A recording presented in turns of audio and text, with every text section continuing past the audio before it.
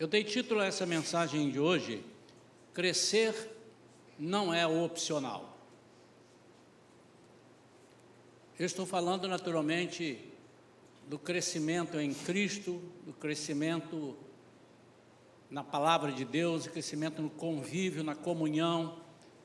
E se Deus, como foi dito aqui, nos amou primeiro e nos chamou, enviou seu Filho, morreu por nós, Ele está super interessado que nós cresçamos. O apóstolo Paulo, certa vez, fez menção a isso. Ele disse: vocês não estão crescendo, porque eu tenho que estar dando leitinho para vocês até quando? Até quando? Quando é que vocês vão comer uma comida mais sólida? Ele estava falando naturalmente não do alimento natural, mas do espiritual. Estava falando dos ensinamentos, da convivência com Deus, aquilo que nós podemos, entre aspas, tirar de Deus. Sim, tirar de Deus. Ele diz: fazei prova de mim, ou me provem, me provem. E nós, o tempo todo, vemos Deus interessado que nós tenhamos essa intimidade e essa experiência com Ele. Nos mínimos detalhes, nas mínimas coisas, Deus se manifesta. Às vezes são nas pequenas coisas que nós não estamos atentos e é onde Deus se mostra tanto. Como é que eu vou ver Deus nas grandes coisas se eu não aprendi a ver Deus nas pequenas coisas? Como é que eu vou confiar em Deus num milagre muito grande se eu não aprendi a confiar em Deus em pequenos detalhes que a gente nem chama de milagre, mas uma bençãozinha? Não gosto desse termo bençãozinha, né? Parece depreciativo, mas... E hoje eu quero falar sobre isso. E eu estava pensando, durante algum tempo a gente fala para as pessoas: você precisa ter fé, você precisa crescer. E hoje eu resolvi falar como ter fé, como crescer. Como é que eu cresço? Como é que eu tenho fé? Porque todos sabemos que precisamos ter fé. Sabemos que vem dEle. E em todos os pontos que eu abordar aqui, você não conseguirá fazer sozinho. Nenhum ponto desses. Mas você terá parceria de Deus. É natural, porque se você nasceu em Cristo, se você é a nova criatura, naturalmente você precisa da participação dEle. E para que você cresça, para que você agrade a Deus, você precisa estar atento. Agora, uma coisa Deus não faz por você, é você ter vontade de crescer, ter vontade de se transformar, ter vontade de partir de um ponto para o outro ponto. Isso é você que precisa ter. O crescimento espiritual de uma pessoa se dá através do relacionamento diário com Deus. Não tem outra forma de crescimento. Se você quer crescer em Deus, com Deus, crescer no Evangelho, crescer, ter uma vida espiritual madura, se você quer trabalhar a sua maturidade, você precisa de um relacionamento diário com Deus.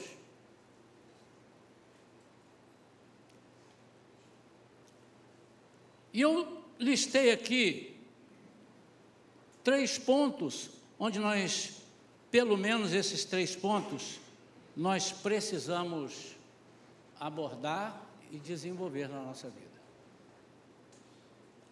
O primeiro ponto é um ponto que todo mundo fala, é um ponto que todo mundo comenta, até erroneamente.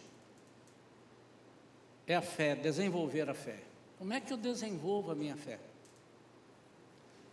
Há muitas pessoas que conhecem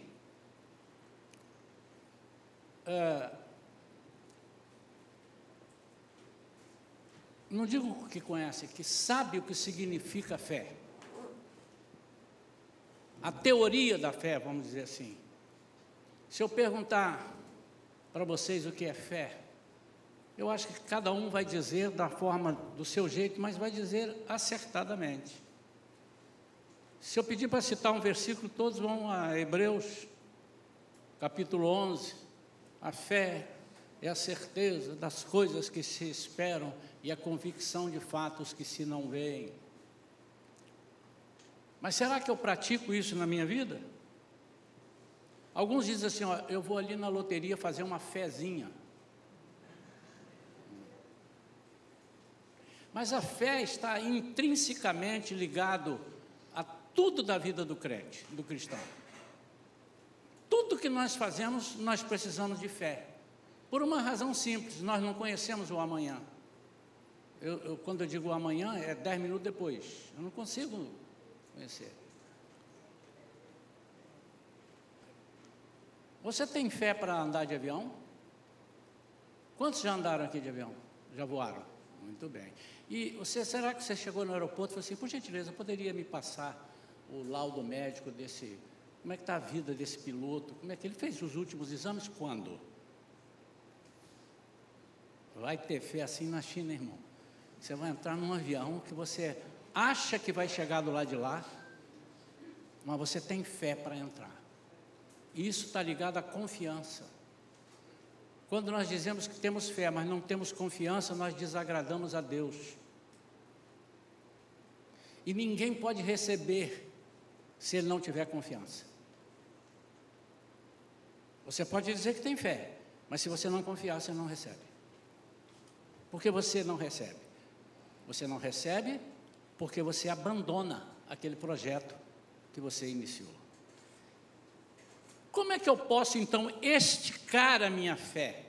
Como é que eu posso torná-la robusta? Sim, é praticando. E como é que eu posso fazer isso? Primeira coisa, eu preciso estar disposto a agir fora dos padrões humanos. Tudo que é humanamente possível não é fé. Pronto. Bota isso na sua cabeça. Eu tenho fé que eu vou levantar aqui agora. Você pode querer estragar a minha pregação e dizer assim, pastor, mas eu tenho que ter fé. Vai que eu vou querer levantar e Deus me senta no chão e eu morro aqui. Irmão, vai ser catastrófico assim lá, né? Mas tudo aquilo que você faz assim naturalmente não é fé. Mas se você praticar a fé, você a usa naturalmente. Enrolei o meio de campo? Aí não, né?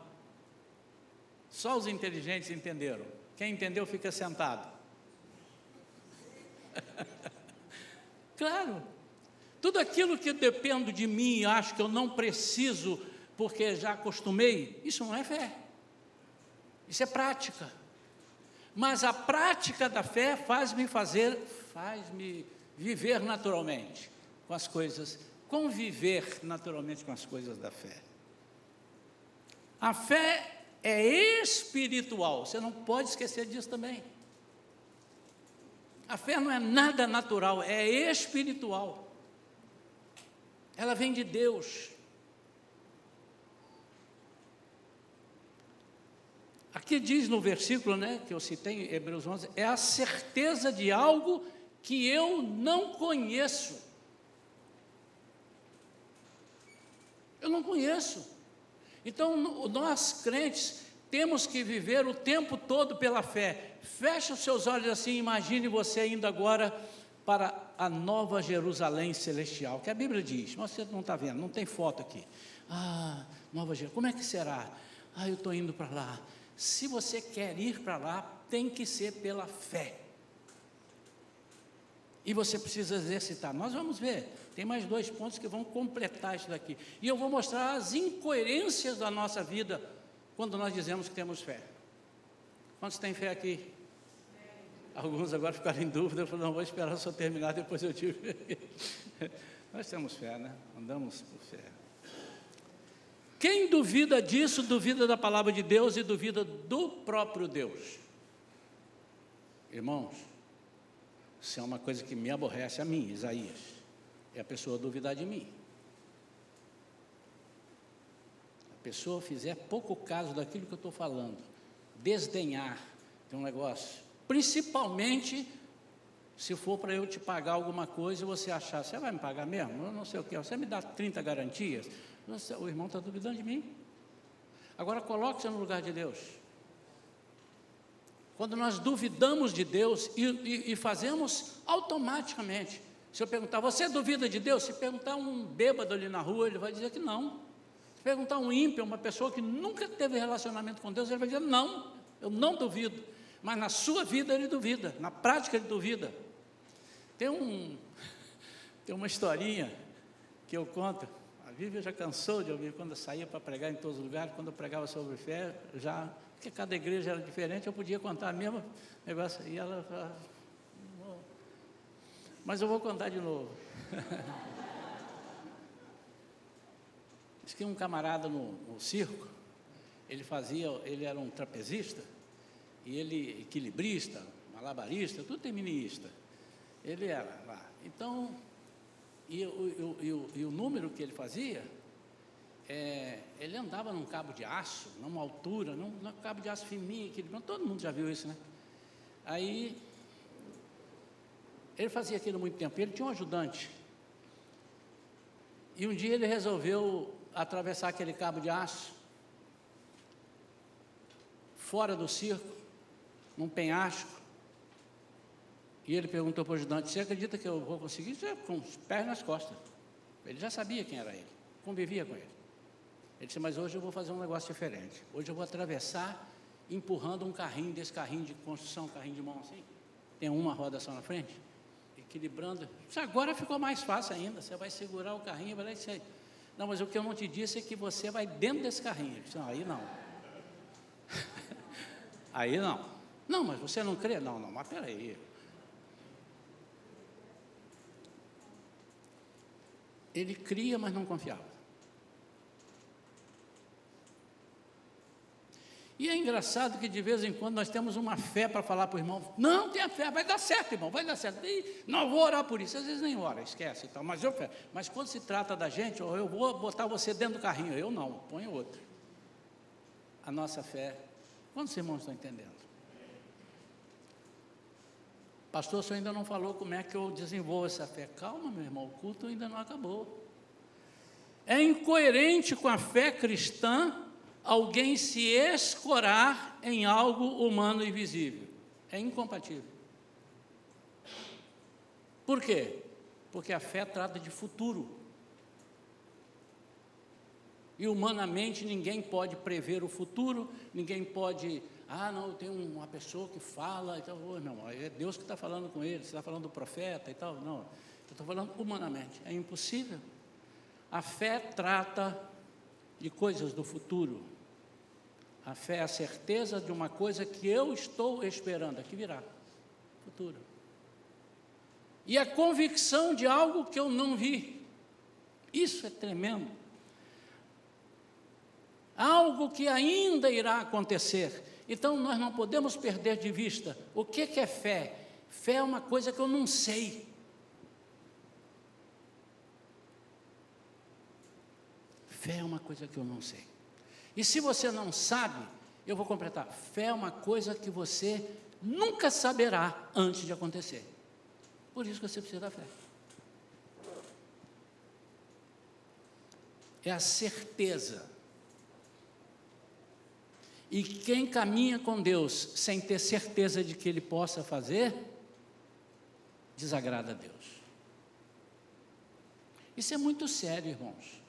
Às vezes nós temos desagradado a Deus diariamente e cantamos aqui, oramos, falamos até em línguas.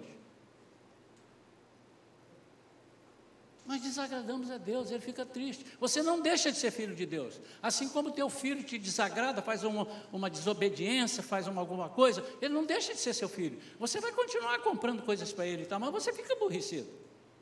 Às vezes pede oração por ele. Ô Senhor, meu filho está muito desobediente.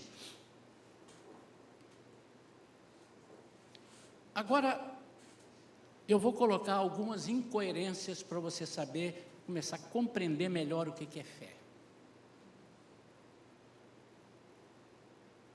Crer na salvação da sua vida, que é uma vida futura, Quantos creem na salvação? Estamos caminhando para lá? Mas você não crê no agir invisível de Deus. Isso é incoerente. Isso é incoerente.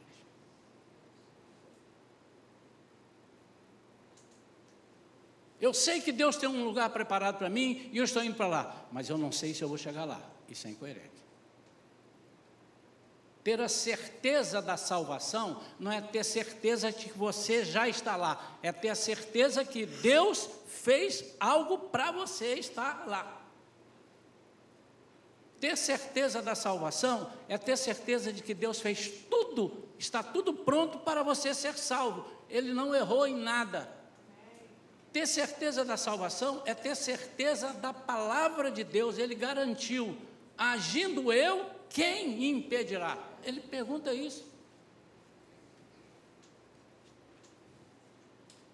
Eu creio que sou salvo, eu creio que estarei lá, mas nunca vi Jesus. Nenhum de nós viu, nenhum de nós tem mais de 2000 anos aqui, nenhum de nós viu, nem os apóstolos. Nenhum de nós viveu nesse tempo. Eu não sei como eu chegarei lá, mas eu continuo crendo. Continuo, pastor. Então eu vou te dar uma incoerência. Você crê nisso tudo, crê num negócio desse tamanho, que aliás é o maior milagre. Meu pai, às vezes eu fico, eu quis um emprego, ele não me deu. Isso é coisa michuruca, diante do que Ele vai te dar. Você pensou, você nunca mais vai morrer, você vai viver numa cidade maravilhosa, com Ele o tempo todo, convivendo com Ele, mas você não aceita o governo dele aqui. Você quer atuar pelas suas próprias forças, seu próprio conhecimento. Você não aceita a direção dele aqui. Vai ter fé assim lá na China, hein? Você que quer fazer a sua direção. Isso é incoerência, meu amado. Então você já começa a ver como é que eu aprendo a desenvolver a minha fé, aceitando a direção dele e o governo dele. Você não tem saída, meu amado. Jesus disse: vocês estão temendo o diabo? Vocês têm que temer aquele que pode mandar para o inferno. Sou eu. Nós temos que ter conhecimento daquilo que vivemos. Vamos falar de conhecimento daqui a pouco, como é que eu adquiro isso? Hoje é o sentido prático. Aí também depende de cada um de nós. Todos vão à escola, nem todos passam. Não passou porque não quis, mas o professor estava dando aula para todo mundo. E às vezes nós estamos aqui já cansados, entre aspas, cansados, porque a palavra de Deus não nos cansa, né? Cansado é uma força de expressão. Estamos carecas, pronto, eu pelo menos, de falar. E a gente ouve todo domingo, ouve nos links, e não pratica. E se não pratica, não cresce. Se não cresce, morre. Morre. Em Filipenses 2,13 diz: é Deus quem efetua em vocês tanto o querer quanto o realizar. De acordo com o quê? Com a vontade dele. O governo dele. A boa vontade dele. Nós não aceitamos o governo. Tem coisas que eu aceito. Por exemplo, Senhor, eu preciso ser curado. Você quer uma cura, meu filho? Quero. Você crê? Creio. Em nada duvidando? Sim. Mas outras coisas eu não creio. Eu não creio, por exemplo, no governo de Deus sobre a minha vida material. Eu vivo fazendo estripulias e me segurando e me guardando.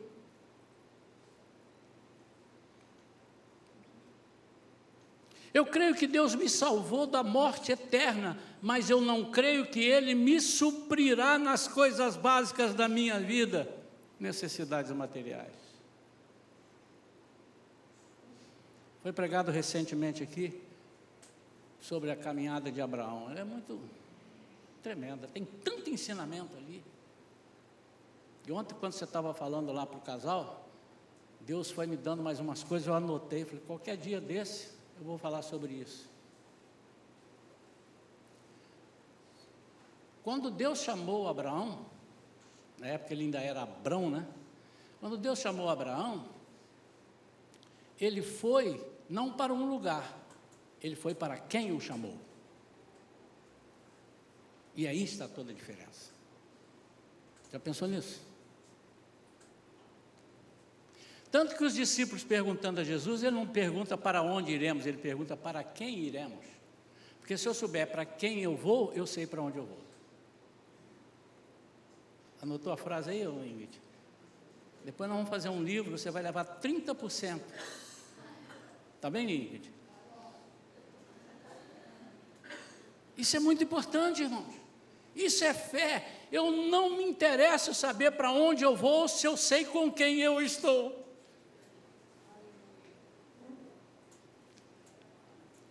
A minha esposa, que depois vocês vão conhecer,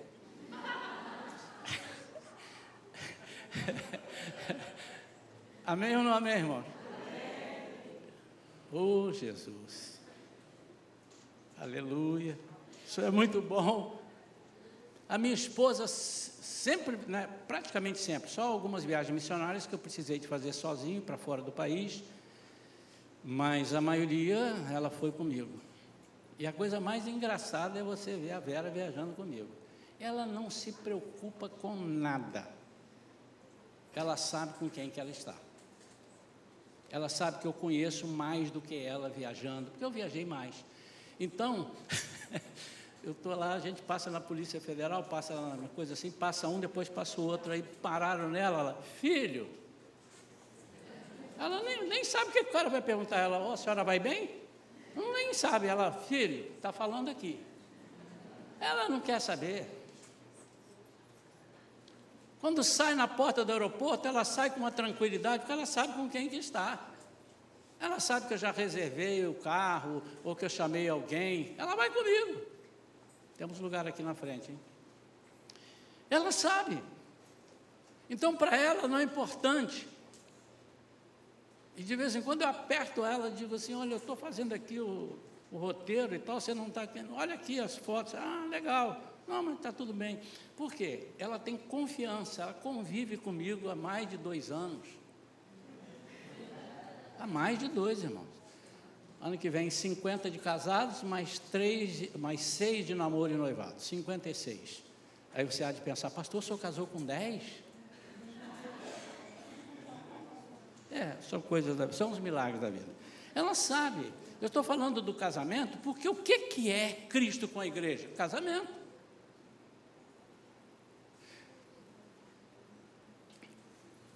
Eu creio que, vou repetir, eu creio que Deus me salvou da morte eterna. Que coisa tremenda. Os irmãos que batizaram recentemente foram instruídos a isso, né? Você morreu para esta vida, e o batismo ali, você deita na água, ali você mergulha e volta, simboliza, você morreu e ressuscitou numa nova vida com Cristo. E todos creram nisso, creram. Agora, a partir dali, você pertence a Ele. E se você não crê nas mínimas coisas da sua vida, você é um ingrato. Você é um desobediente. Desculpe. Que Deus é esse que tem poder para te levar para a vida eterna e não tem poder para cuidar dos mínimos detalhes na sua vida? Eu digo mínimos detalhes, porque são mínimos diante de tudo que Ele faz por nós. Olha outra incoerência, eu tenho um coração quebrantado para receber cura e restaurações.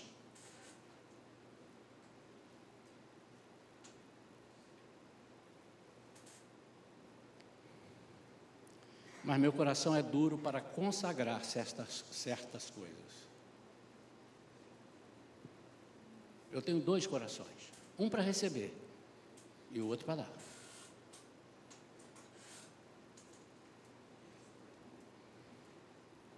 E é inevitável que eu fale. Essas coisas são os 3 T's, né? Meu tempo, meu talento e meu tesouro. E eu vou te mostrar uma coisa que nós fazemos, que talvez você não tenha percebido. E eu vou falar hoje e você anota. Faz se quiser, mas depois não culpe a Deus. Mas é incoerência. Eu tenho que consagrar meu tempo, eu tenho que consagrar meu talento, eu tenho que consagrar meu tesouro. Desses, o tesouro é o mais difícil de eu consagrar. Porque ele, de uma certa forma, tem uma vida própria quase.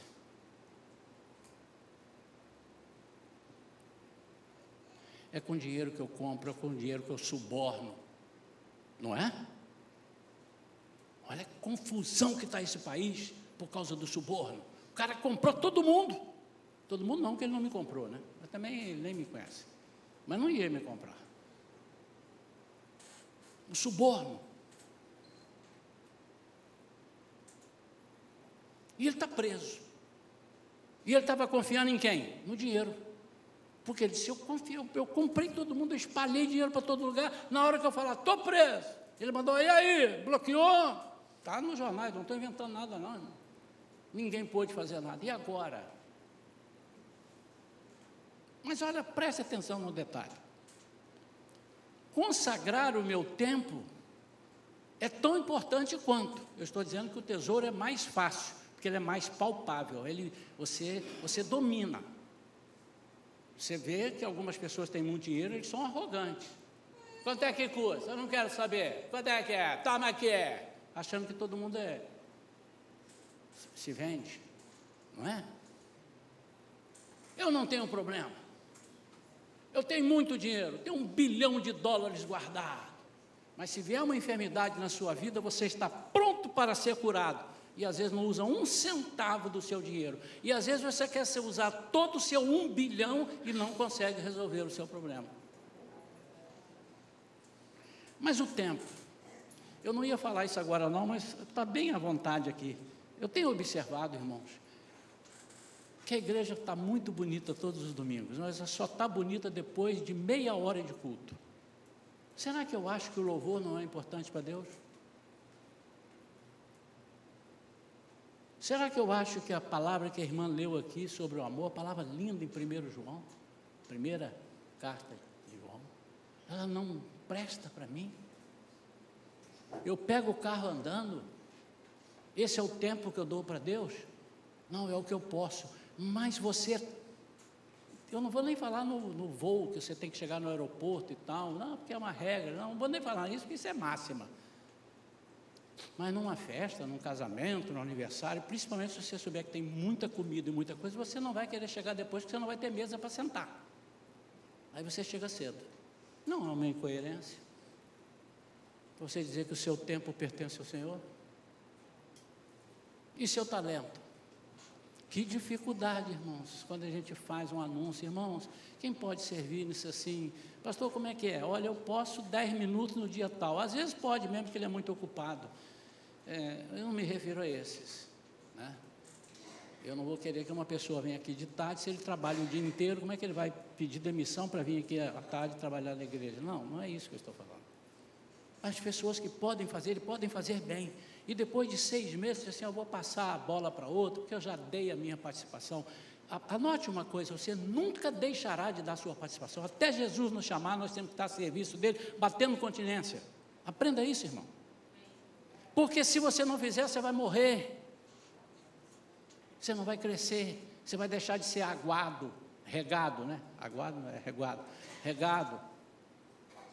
Você vai deixar de ser. Que o que nos rega, o que nos faz ter essa força, é o contato com Deus. Ele é quem dá o crescimento. Crescimento de quê? De quem foi plantado nele.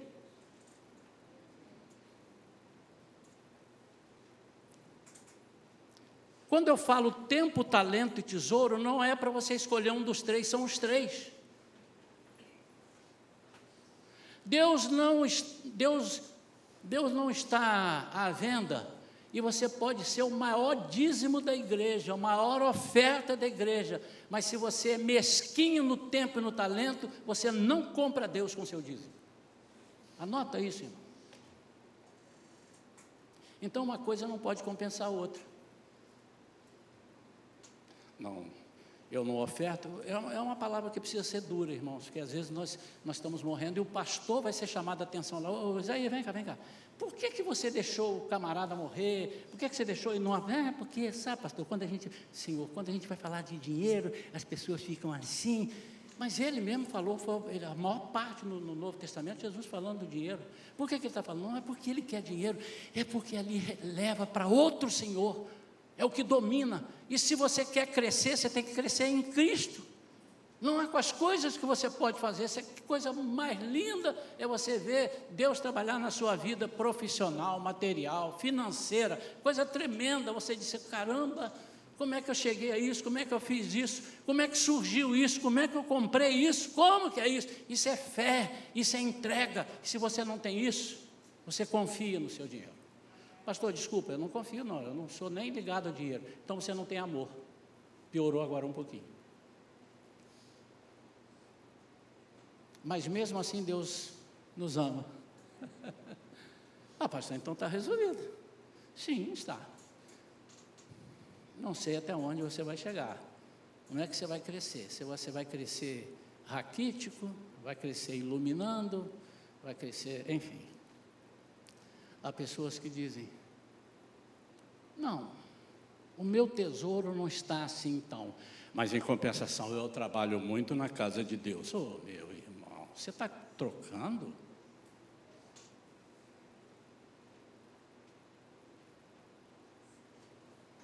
Eu dou meu tempo, eu dou meu talento, então eu não preciso dar. São as três coisas, irmão. Porque a sua vida não é feita de partes, é de um todo. Deus não salvou metade da sua vida, 90% da sua vida, Deus salvou tudo. E você precisa estar entregue a isso. É uma incoerência você dizer que tem fé, mas fica desesperado se foi mandado embora do emprego. Você tem fé ou não tem fé?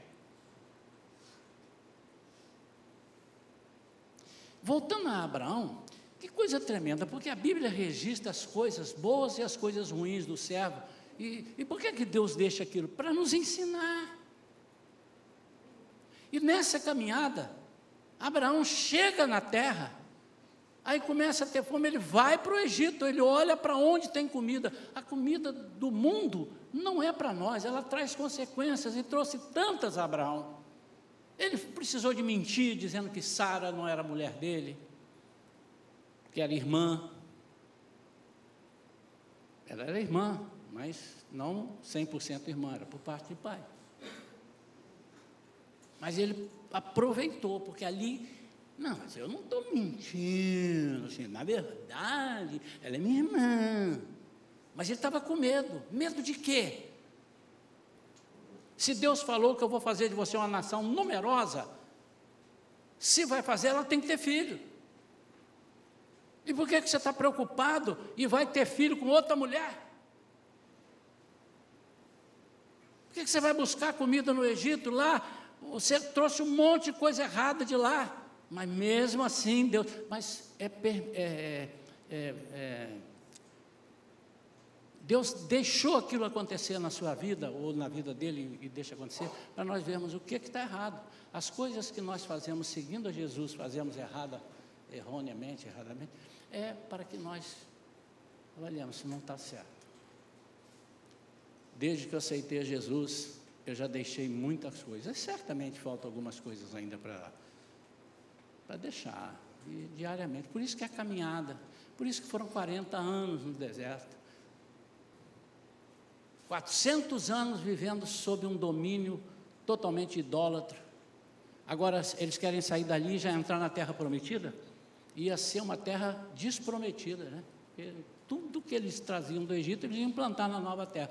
Deus deu volta com eles até tirar os carrapichos todos. Mas em todo o tempo Deus mostrava o poder dele. Segunda coisa, buscar novidade de vida todos os dias. Ninguém cresce se não buscar novidade de vida. Não venha me dizer que cresce porque não cresce. São experiências com Deus.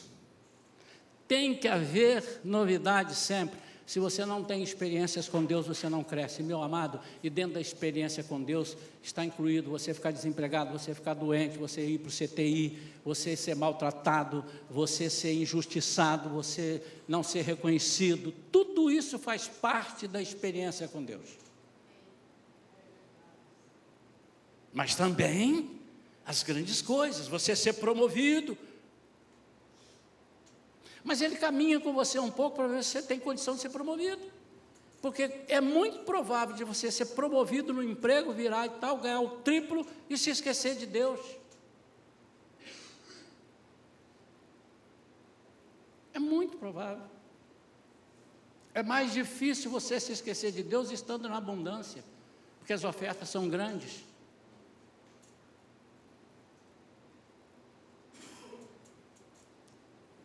Experiências antigas, mais uma frase aí, Ingrid. Experiências antigas servem para te lembrar o que Deus fez. As experiências novas servem para você acreditar no que Ele vai fazer.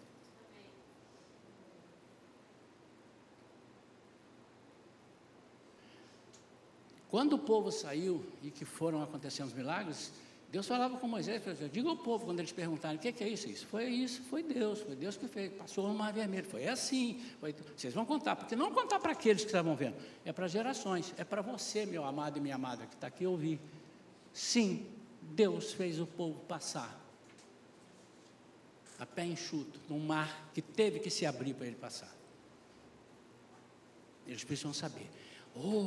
Será que vai ter outro mar? Deus não está falando do mar, Deus está falando do poder dele para coisas impossíveis. E você precisa crer nas coisas impossíveis. Se você não viver, quando Josué chegou com o povo, na terra prometida ali, entrou, diz a palavra de Deus, que pouca gente, depois que Josué morre, pouca gente ainda conhecia aquilo que Deus tinha ensinado através dos seus servos, antepassados, e de Josué. Depois que ele morreu, que ele estava segurando a estaca ali, o negócio degringolou. Porque não foi passando. O que é isso? Não foi vivendo. Experiências novas nos fazem alcançar lugares altos. O salmista, no Salmo 40, no versículo 2, diz assim: tirou-me de um atoleiro de lama. Esse Deus não é um Deus que me tira do atoleiro de lama. Ele é um Deus que me tira do atoleiro de lama, coloca os meus pés sobre uma rocha e firma os meus passos. Aí é crescimento. É o Deus que traz uma ex-prostituta, ou traz a prostituta, ela vira ex-prostituta, e ela é consagrada, e ela vira uma missionária, vira uma pastora, vira uma mulher digna, casa, e é honrada. Esse é o Deus que tira do lamaçal, firma os pés na rocha e firma os pés. Coloca os pés na rocha e firma os passos. É um Deus que transforma o ladrão no tesoureiro do banco.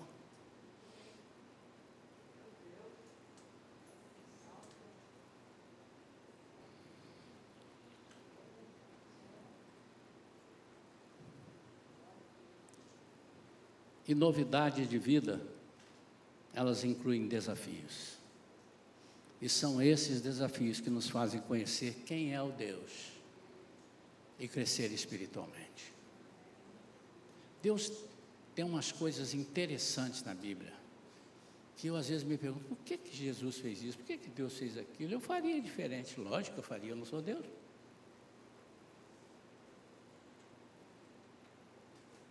Mas os discípulos andando com Jesus, já tendo vindo milagres, e acaba de ver uma sessão de milagres maravilhosa, Jesus fala para eles, pega o barco, passa para lá, e vão andando.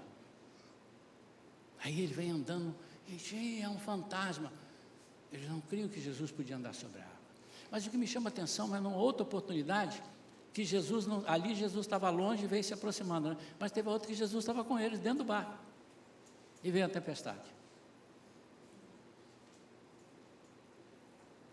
E eles clamam por Jesus, Jesus, nós vamos morrer aqui, o Senhor não vai nos salvar?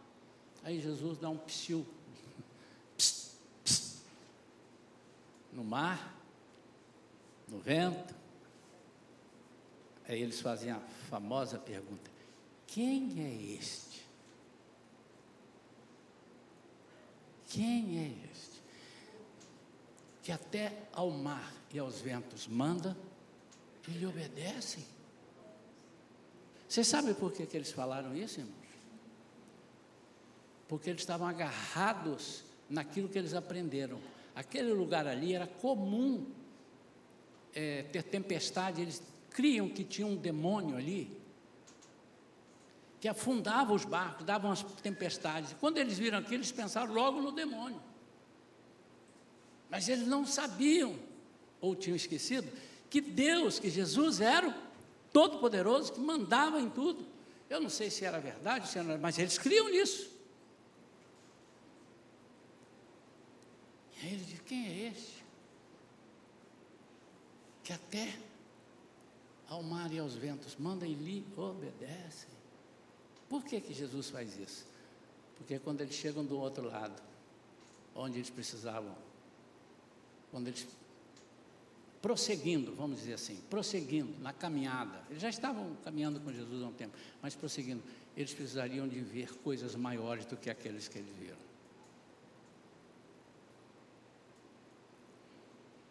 Por último, praticar a entrega e viver na dependência de Deus. Aqui é prática mesmo, você tem que praticar. Quanto mais nós nos entregamos, mais capacitados somos. E a entrega aqui é entrega mesmo.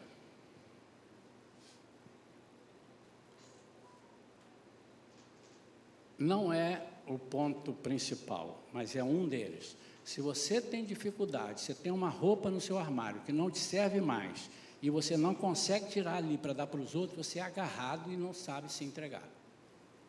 É uma das coisas. Mas há mais. Estou dando um exemplo. Pode começar por aí. E sem entrega, você não consegue ver quem é Deus.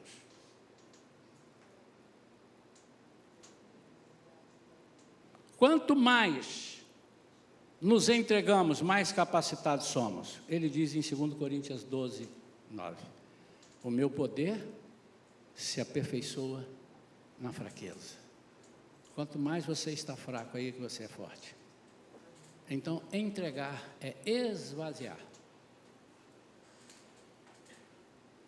E a coisa mais difícil que eu encontro, ou uma das, é eu me esvaziar daquilo que ainda está comigo. Caramba! Como é que eu vou me esvaziar, por exemplo, do meu dinheiro, se o dinheiro está comigo? Eu tenho que pegar o dinheiro todo e dar para os outros? Não, claro que não. Mas se você resolver, dê para mim, pode, eu aceito. Vou aplicar muito bem aplicado. Não, não é isso, irmão. É fingir que ele não está ali. Você consegue fazer algumas coisas. Tem gente que passa perto do outro e finge que não viu. Finge que você não tem dinheiro. Finge que você tem muito tempo. Mas às vezes nós estamos preocupados com o nosso tempo, nosso tesouro, nosso talento, e acabamos nos enrolando tanto. Nós temos que entregar. Nós temos que entregar. Quantas vezes, irmãos, eu encontro pessoas contando um testemunho para mim. Passei 20 dias no hospital. Mas agora eu saí do hospital e falei: Deus, eu quero te servir. Daí a pouco você vê, ele vai servir um mês, depois ele para, porque ele viu que ele ficou forte de novo. Ele falou por medo: Senhor, se o Senhor me tirar dessa, eu vou te servir. E se eu não tirar? Como é que você faz? A fraqueza é o esvaziamento de si. O versículo 10 desse mesmo 2 Coríntios 12, ele diz: porque quando sou fraco, então é que sou forte. O problema, irmãos, é que nós queremos crescer achando que somos fortes. E quando eu acho que eu sou forte, eu não sou passível de receber adubo, eu não sou passível de ser regado, eu não sou passível de ter o crescimento, eu não aceito o crescimento. eu me acho, eu me estribo nos meus próprios conhecimentos.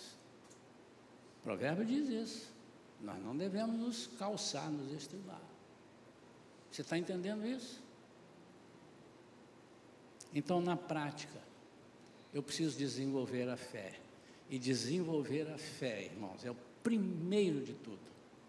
Você precisa admitir que você não sabe o que vai acontecer e você não tem saída. Você não tem saída. Ou melhor, tem uma saída. Você não tem saída em si mesmo. A sua saída é dizer: Senhor.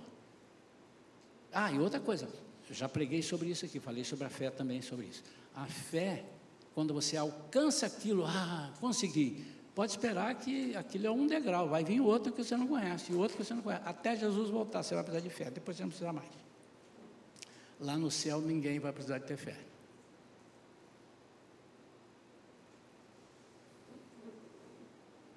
Ninguém. Amém ou não? Você vai precisar de ter fé no céu, você está ali com o próprio Deus, andando ali, conversando, os anjos vindo, tocando trompete para você, e eu conversando ali, andando na rua, não vai ter mal nenhum habitando por isso. Você fé de quê? Você não precisa ter fé. Mas até chegar lá você precisa. Mas você não pode ser incoerente. Fé para algumas coisas e não fé para outras.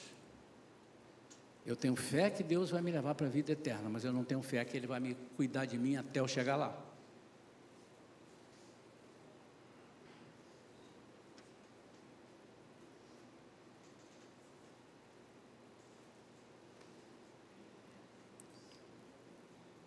Meu desejo sincero, eu não sei até quando eu estarei aqui para falar para os irmãos mensagens parecidas com essa.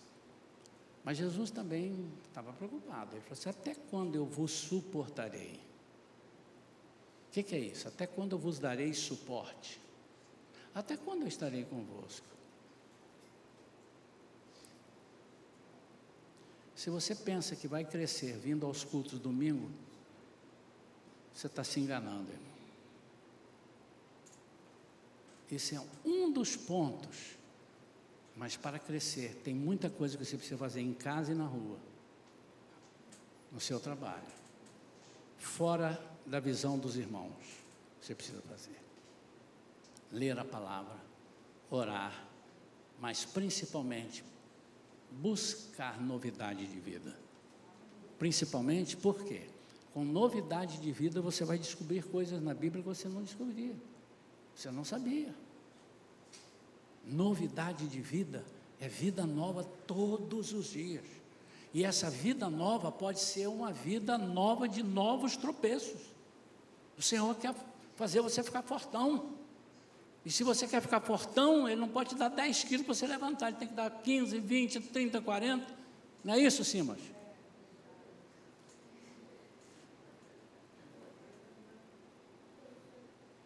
Eu vou concluir. Estou fazendo, a gente faz fisioterapia ali na Ciacor, e aí a médica chegou semana passada para mim, encostou assim, ficou olhando, aí pegou minha ficha, olhou, eu falei: já sei o que ela vai falar. Aí ela disse assim: quantos minutos você está fazendo? Eu falei assim: 25. E qual a velocidade? Eu falei para ela: 4,5. Vamos aumentar isso aí. Falei: mas tá bom, senão você não pode se sentir bem. Você tem que sair daqui cansado, porque senão você vai ficar. Você já está aqui um tempão fazendo isso. Mesma coisa, você não vai crescer. Então, vamos aumentar isso aqui. Aí o Isaías disse assim: mas sabe o que é? É que meu joelho está doendo. Me estava um pouquinho, mas dava para fazer. Então tá, então a semana que vem nós vamos apertar isso aí. Eu falei assim, quando eu cheguei lá que não via a médica, eu falei: graças a Deus, ela não vai falar comigo. Vê se na vida do cristão nós não somos assim, nós sempre temos uma desculpa. E ela disse assim: não, mas você não pode fazer isso. Como é que você está? Cansaço. Eu falei: 2. Não, tem alguma coisa errada, você está fazendo isso, cansaço 2 é nada. Você tem que, vamos apertar aí, vamos botar para 30 minutos, eu quero ver você aqui bufando. Eu falei: mas a senhora é mate. Não, eu sou bom, eu sou boa. Estou fazendo isso para você ter prazer na saúde. Você não quer crescer? Você não quer ter saúde? Você não quer crescer, meu irmão? Então você tem que tirar o seu couro. Tem que tirar o seu couro. Vamos ficar de pé.